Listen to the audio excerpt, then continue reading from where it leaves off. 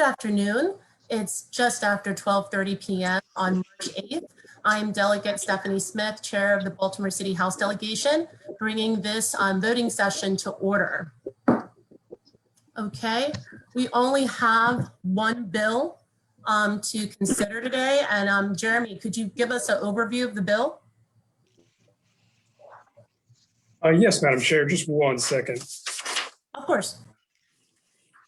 So House Bill 1027, Baltimore City Control of the Police Department of Baltimore City, is a bill by Delegate Wells and was requested by the Baltimore City Administration. House Bill 1027 provides that the Police Department of Baltimore City is an agency and instrumentality of the City of Baltimore. It also provides that all police officers of the department, including other members who may be designated by the Commissioner, have the authority conferred under Title II of the Criminal Procedure Article. The bill establishes an advisory board on the transfer of control of the Police Department of Baltimore City and requires the advisory board to study issues related to the transfer and to submit both interim and final reports. And then, except for establishing the advisory board, the entire bill is contingent on the passage of an amendment to the Charter of Baltimore City and the amendment's ratification by the voters of Baltimore City in the 2024 general election, and the transfer of control will occur on January 1st, 2025. There is one amendment. This amendment changes the effective date of the bill and thereby the date of transfer of control to October 1st, 2021. It strikes all of the uncodified language, including the advisory board and the contingency language subjecting the transfer to ratification by the voters of the city. This amendment makes HB 1027 identical to HB 278 of 2019, which was sponsored by Delegate Talmadge Branch, and it passed in this delegation and unanimously in the House. Does the bill sponsor have anything to add? Yes, thank you, Jeremy, for the overview. Thank you, Madam Chair. So in essence, like as was said, this is a bill that has passed out of this delegation with overwhelming support previously. And frankly, I think that the uncodified language that was laid out, those are opportunities for the city. Our very talented and capable Executive Mayor Scott, our council as well.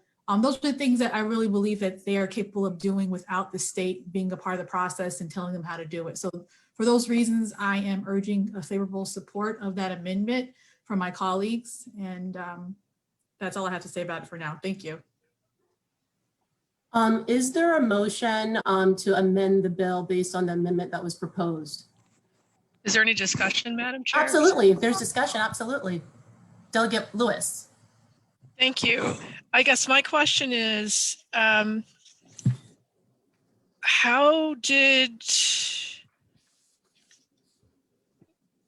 is there any opposition to the unamended bill? I'm just curious how we got here. I don't know who you're posing the question to. I think I would, if it's okay, Madam Chair, I would direct that to the bill sponsor. Sure, no absolutely. So I think just after a course of events and some attempts to try to get some more participation by the council that have been rejected, it seems like it would be better for the delegation not to have to be in the middle of a conversation that really needs to be between the mayor and the city council and all the stakeholders locally. Also in the past, if we're going to discuss control and what the state needs to do, in essence, as laid out by council, what we need to do is to provide that change within Article 4. I think it's Section 16-2 and 3. That's really our responsibility, but I don't think it would be beneficial to the city of Baltimore, to our constituents, for us at the state to continue to dictate how the city should be discussing local control. Thank you. Is there any additional discussion? I believe I see Delegate McIntosh and then Delegate Conaway. Yeah, I just want to clarify that if we accept this amendment, in essence, what we're doing is sending this bill into a conference committee, right? Yes. I mean, that's what we're doing. And the bill could come out of conference committee the way it is now, or some version in between. I think the main thing that I do want to say is that I do not want to lose this bill. I mean, it is true that we've referred to the bill from previous years as Talmadge's bill, Delegate Branch's bill. It was Branch and McIntosh. And so let's be very clear that I do not want to lose this bill. This is something we have worked on for a long time, and we're this close. So I made commitment to our chair to support this amendment. I'm going to absolutely stand by that commitment. But I do want to say that we do not want to lose this bill this year. And I think the advocacy community, is fairly happy with the bill that as it came out of the Senate. So I just don't want to do anything to hurt the bill. I am going to vote in support this amendment, but it just simply to me means we're driving it to the conference committee. Nothing more.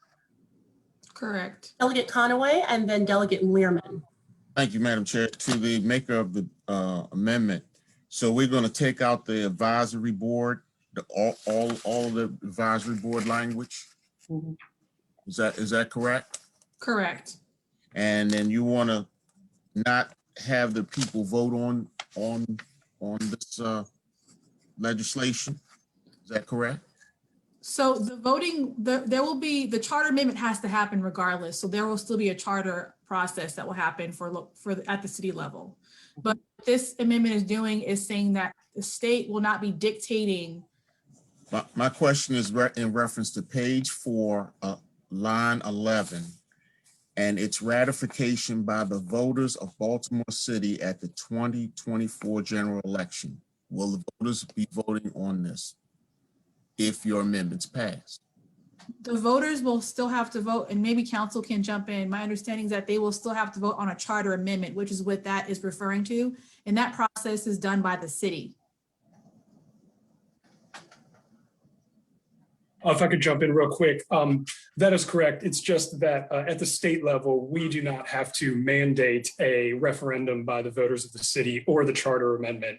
Our role is really to amend Article 4 of the public local laws of Baltimore City, which both the original bill and this bill as amended do.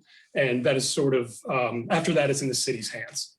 Right, so if we turn over this control in October, then the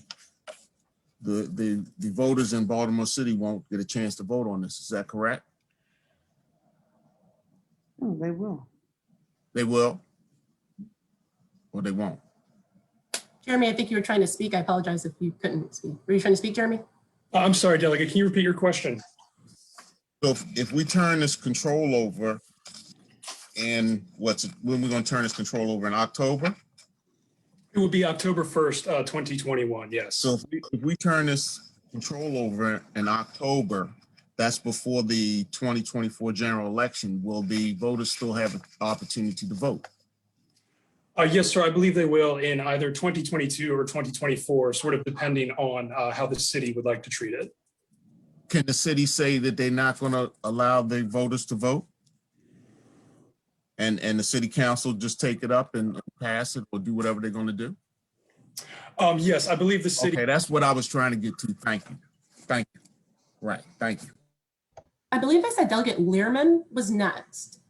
Then Sure. I wanted to clarify what Delegate Conaway had said, and so thank you for that. And yeah, no, I just want to say thank you. I think, we all voted for this a couple years ago, and I think we all feel very strongly that this kind of control, like in every other jurisdiction, belongs at the local level. And so I'm eager to see this go to conference committee and something good and strong come out. So thank you for all of you and for your work on this.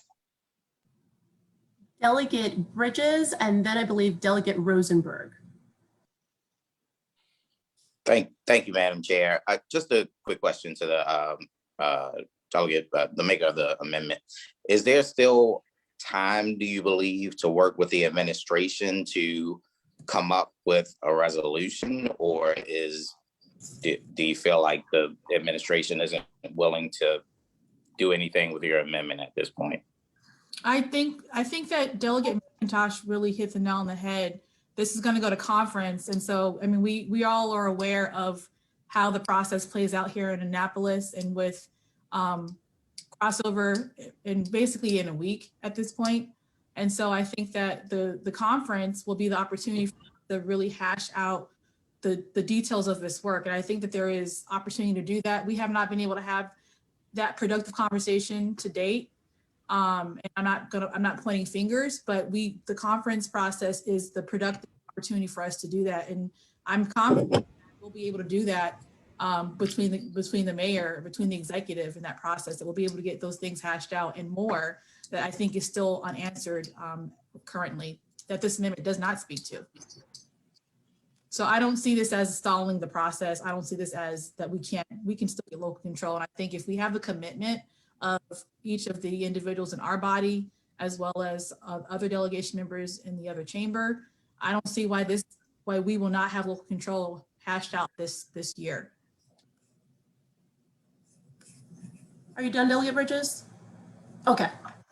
Delegate Rosenberg, and also Delegate Conaway, your hand is still up. Is that for another question? I just want to make sure I'm following.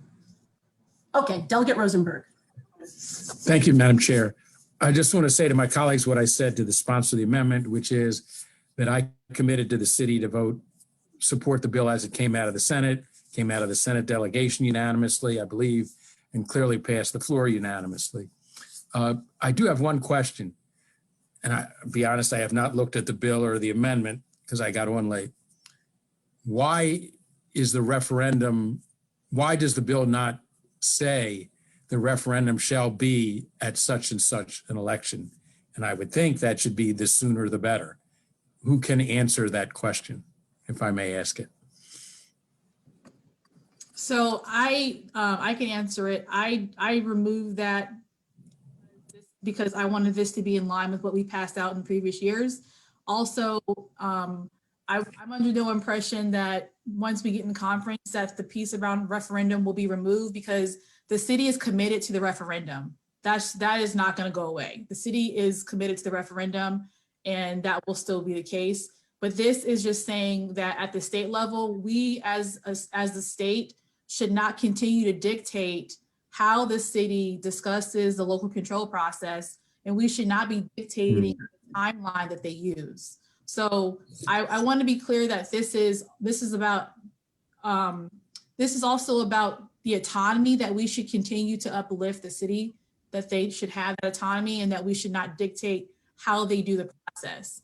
But the referendum, my understanding, that will still happen regardless of how we pass this out of the House today.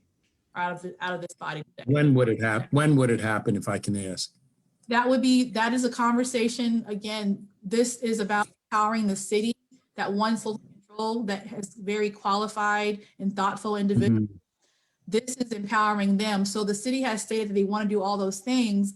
They can still do that. If this is important that they do the referendum and they have the advisory panel, they can and should do that. But we at the state level should not dictate that process. We should not have Carroll County, Howard County, Prince George's, all the other jurisdictions across the state telling the city that in effect that you have to do this. So that is what this amendment is seeking to do today. It is seeking to accomplish what what we are obligated to do in codified existing language.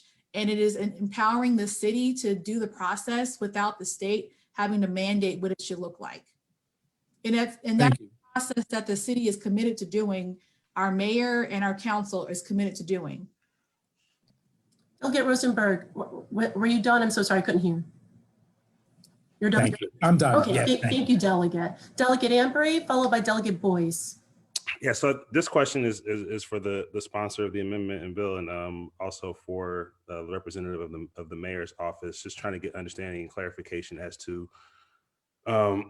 is this something that the mayor's administration is fully supporting this amendment and understanding this the full, I guess I'm later to the game as far as not being involved in the earlier editions of the bill, and just making sure that the intent and purpose that we're trying to move forward is not severely being altered, and just trying to get some understanding on the mayor's stance on these amendments. Sure. So I would say that there's been conversations with the mayor about the need for this to go to conference and to hash things out, and awareness that we understand the process and timeline. So I would say, you know, that this is not a surprise to the mayor's office, or should not be a surprise. But we are still encouraged by this process, but we know that there's some things that do need to be fixed in this bill. And we know that there's a timeline that we are up against.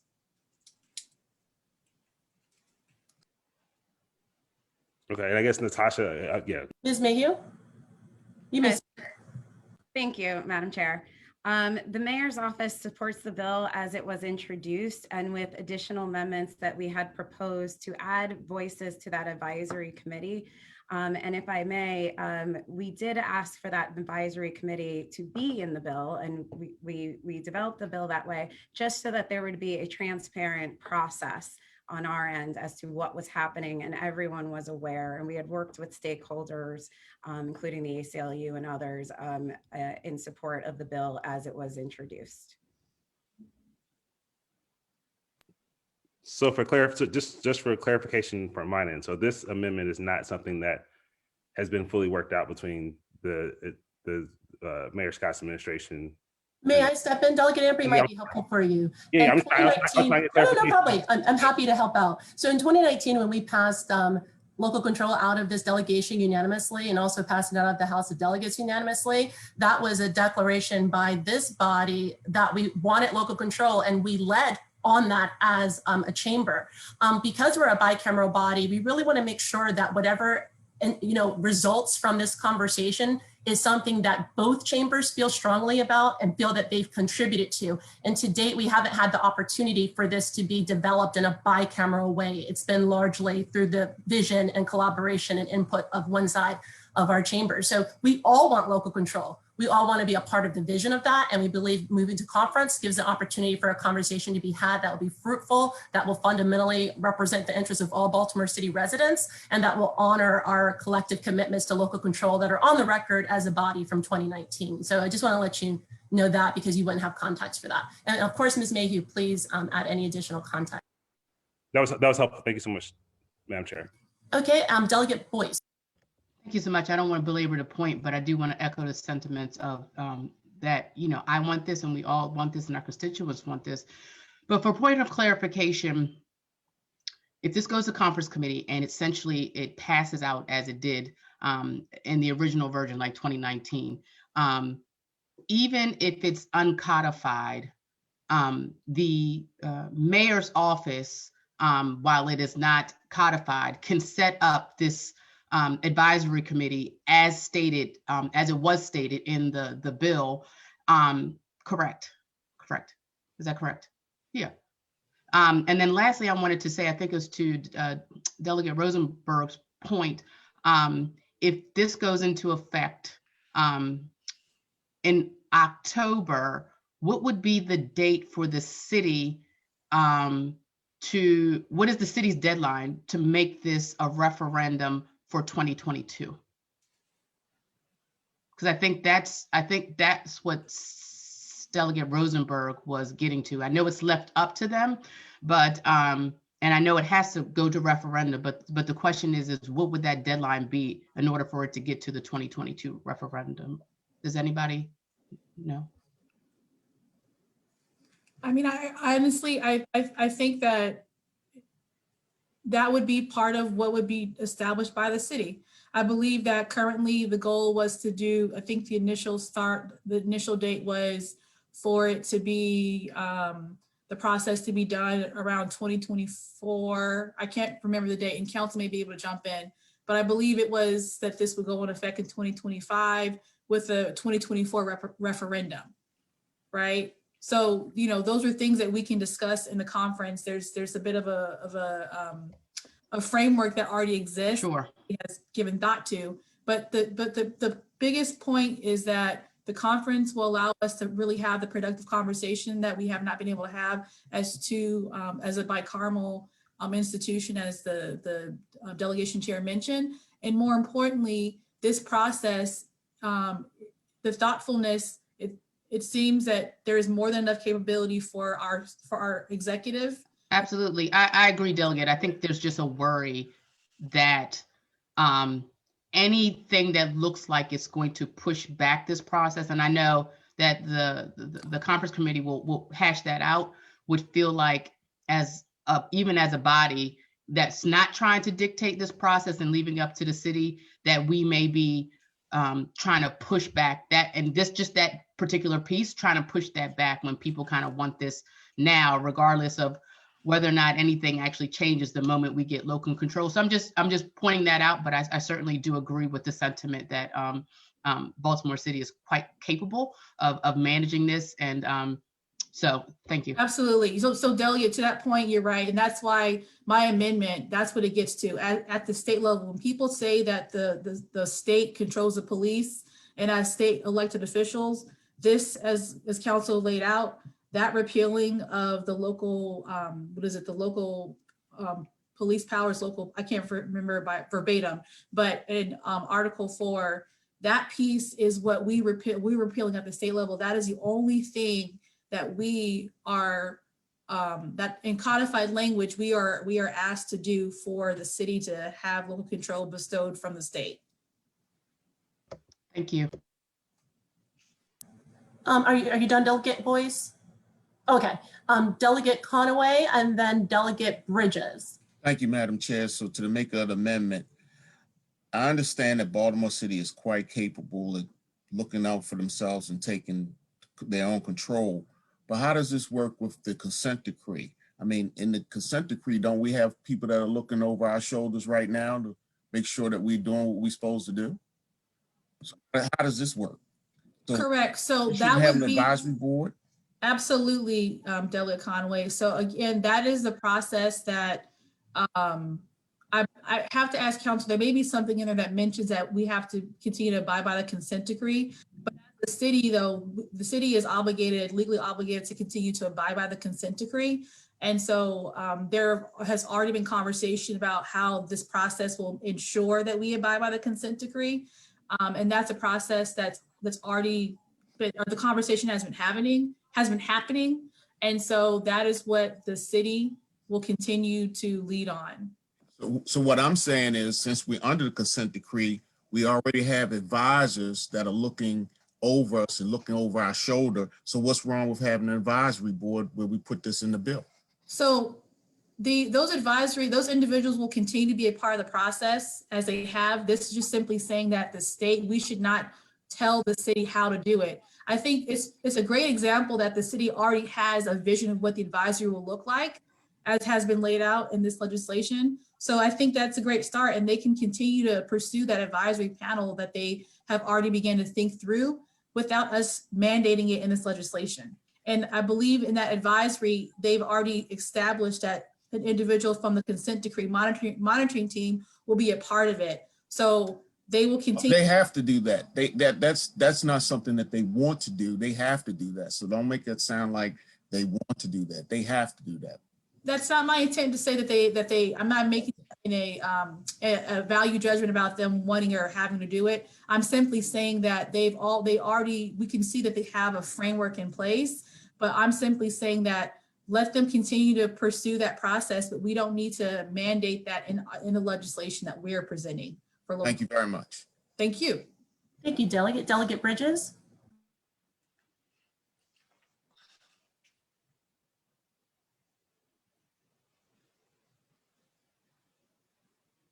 You're still on mute, Delegate Bridges. I don't know if yeah, there you go. Can you hear me now? I apologize. I don't have any internet access at my house, and so I'm doing all this from my phone. And so unfortunately, that doesn't help me when it comes to trying to look things up for this bill. And so Delegate, is there a hearing that's actually scheduled for this bill in one of the committees? And when is that hearing scheduled? Oh, it's already been. I'm sorry? We've already had the hearing. So at this point, you're just waiting on a letter of support from the delegation to go back to that committee. Okay. And in the hearing, was this amendment, I guess this amendment couldn't have been given in the hearing. But since that is the case, again, I just wonder, and I get it, time is of the essence, we need to take a vote, but outside of conference committee, is there any way that you and the administration can come up with something before we take this to conference committee to vote on? Or are you just, at this point, you're pretty sure that the only way it could work is in conference? I don't know of any other pathway at this time. And I think for the sake of, again, I think we have all supported local control. So I wanted to be very clear that this is not a ploy for us a ploy not to. This is just really more of a desire and concern to make sure that we're doing this in a way that that Baltimore City residents feel genuinely that the city does have access to local control, and that they don't feel like we are, doing a smoke and mirrors kind of trick potentially, that they, I want to make sure that all of our city residents understand what this is, and also make sure that at the state level, we're not setting a precedent where we are telling the jurisdiction how they should do the process of researching and doing their studying and doing all the local conversation that's required to establish local control. That's what this is all about. No, I totally agree, and I get that. And I am like the Chairwoman McIntosh. I do not want to see this bill fail. We have, worked with the community for a long time. They want to see this happen, and I worry that going to conference, I'm always worried that things won't happen the way that they need to for the people that we serve if we don't get this done in the right way. And so I just want to be confident that in conference committee we'll actually get something out that we can all support. So I hear I you, just wanted, Delegate Bridges. if I may, Delegate Wells. Oh, go if I ahead. may, Go Delegate ahead, Wells, Chairwoman. I wanted to just remind the good delegate that the bill to successfully finance the future of Pimlico, it went to conference. And now we have a bill that we're all excited about. So a conference is not a graveyard. It's just a place where things can further be hashed out, discussed, and people can feel like all chambers have skin in the game and feel comfortable. So it's not a graveyard. And you know that firsthand from the Pimlico. I get it. I know it's not a graveyard, but and all bills don't come out that way though. Oh, So, absolutely. But I think we have the will. Gotta be careful. We have the will here. Yep. And absolutely. Yeah. We had less will even in my committee. I think we have more will here. Delegate Branch.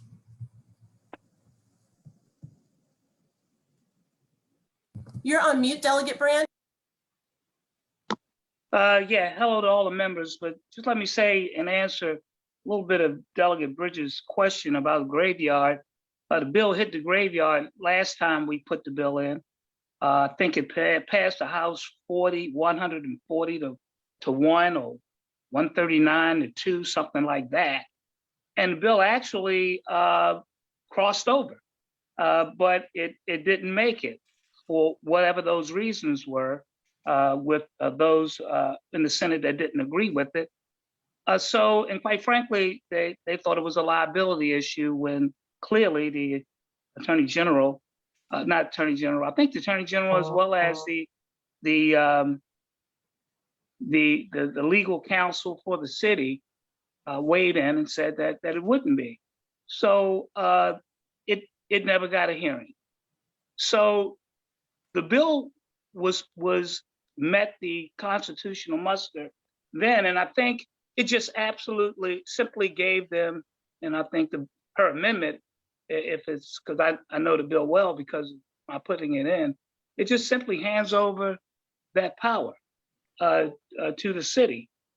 Everything it wants to do, I read the bill this morning, spoke with the mayor's office and others, but when I read the bill this morning, it seemed as if it was everything with the board that it wants to establish.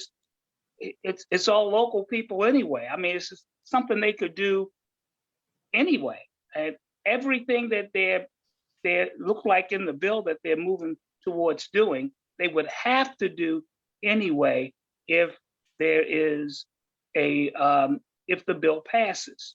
If it passes with the amendment, or if it had passed the way it was originally written to pass in 19, it would have simply given it to them, and they could have established the board. They could, if they had to do the referendum, that is in play. It seems like everything's in play, but if they don't get the referendum in 22, it's not gonna happen until 2024. And then I think in the bill, it mentions that they need at least another year to create and establish whatever guidelines it wants to establish for what they're intending to do. There is no budget, as the chair of appropriation budget from the state, and there's no control that we have. So basically, the city's doing everything it would be doing anyway right now. Only people that's not participating is that city council. So I don't know what the issue is, but I think this is something we all clearly need to look at. If this is the answer to it, then this is the answer. But nobody wants to see this fail. Nobody wants this more than myself. Nobody wants this more than many of the advocates. Many of them, they wanted it then, they want it now. Many of you want it. We just got to make a way to make it happen. Thanks, Madam Chairman. Thank you, Delegate Branch. Delegate Boyce, do you have anything, a question? Because I know some people have to leave at 1:15, so I want to make sure. No, Madam Chair, if there were no more questions, I'd actually like to move the amendment. Is there a second? Second. All those in favor say aye. Aye. All opposed, nay. Nay. Roll call. Delegate Amprey, Yes. Delegate Anderson, Delegate Attar, Yes. Delegate Boyce, Yes, sorry. Delegate Chanel Branch, Aye. Delegate Talmadge Branch, Aye. Delegate Bridges, Yes. Delegate Klippinger, As this bill will be coming to the Judiciary Committee, I ask to be marked as excused. Delegate Conaway, As this bill will be coming to judiciary, Delegate Haynes, As this bill is not coming to the Appropriations Committee, I ask to be excused. Delegate Lewis, Yes. Yes. Delegate Learman, Yes. Delegate McIntosh,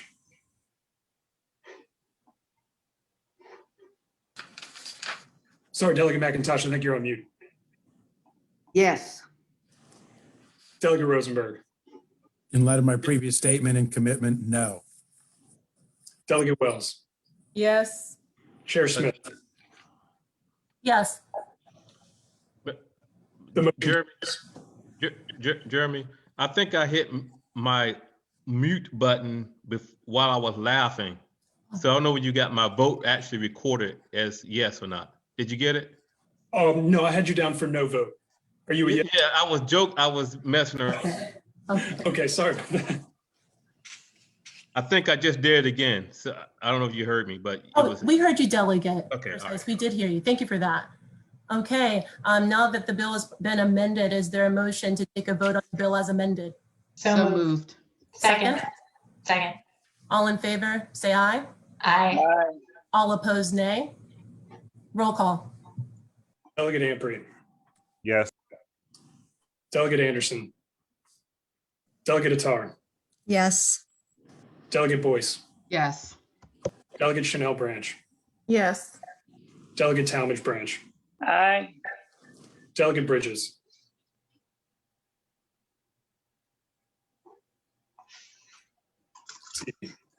He's on mute. We'll give him a moment, maybe circle back because he's on his phone. sure. Delegate Klippinger, Chair of the Judiciary Committee, where this bill will be headed next. For that reason, I ask to be excused. Delegate Conaway, me too, excused. Delegate Haynes,